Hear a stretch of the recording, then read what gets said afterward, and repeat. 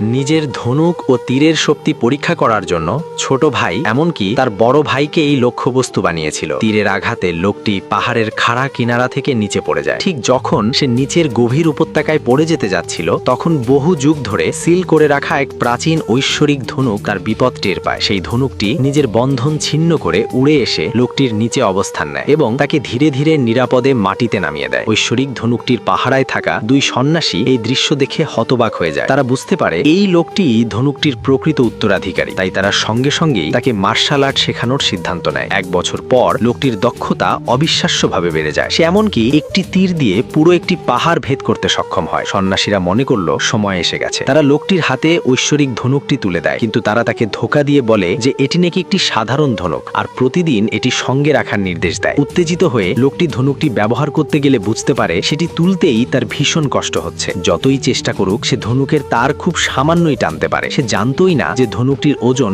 পুরো 10,000 জিন। পরে লোকটি ছোট ভাইয়ের কাছে প্রতিশোধ নিতে ফিরে যাওয়ার সিদ্ধান্ত নেয়। সে যখন নিজের গোত্রে ফিরে আসে তখন সে সেই পাথরের স্তম্ভটি দেখতে পায়, যা মর্যাদার প্রতীক ছিল। বহু বছর ধরে কেউই সেই স্তম্ভে একটি দাগও ফেলতে পারেনি, কিন্তু একটি মাত্র তীর দিয়ে সেই স্তম্ভটিকে চূর্ণ বিচূর্ণ করে দেয়। একসময় ছোট ভাই ইচ্ছাকৃতভাবে তাকে বাবার ধনুক চুরির মিথ্যা অপবাদ দিয়েছিল। সত্য যাচাই না করেই তাদের বাবা তাকে শাস্তি দিয়েছিলেন। শেষ পর্যন্ত ছোট ভাই তাকে পাহাড় থেকে নিচে ফেলে দিয়েছিল। সেই মুহূর্তে এতদিনের চাপা ক্ষোভ পুরোপুরি বিস্ফোরিত হয়ে ওঠে। এদিকে গোত্রে তখন নেতা নির্বাচনের প্রতিযোগিতা চলছিল। লোকটি হাজির হতেই ছোট ভাই হতভম্ব হয়ে যায়। সে বিশ্বাসই করতে পারেনি যে বড় ভাই এখনো জীবিত। সে দৃঢ় প্রতিজ্ঞ হয় যে কোনো মূল্যে প্রতিযোগিতায় তাকে পরাজিত করবে। প্রতিযোগিতার প্রথম ধাপ ছিল একটি জটিল বিন্যাস ভেদ করে লক্ষ্যবস্তুতে তীর ছোড়া। কয়েকজন প্রতিযোগী আত্মবিশ্বাসের সাথে এগিয়ে যায়, কিন্তু তাদের তীর সেই বিন্যাস ভেদ করতে ব্যর্থ হয়। ছোট ভাইয়ের পালা এলে সে ইচ্ছাকৃতভাবে বিন্যাসের ভেতরের একটি বাধায় তীর ছোড়ে, যাতে তীরটি প্রতিফলিত হয়ে বড় ভাইয়ের দিকে ছুটে যায়। সৌভাগ্যবশত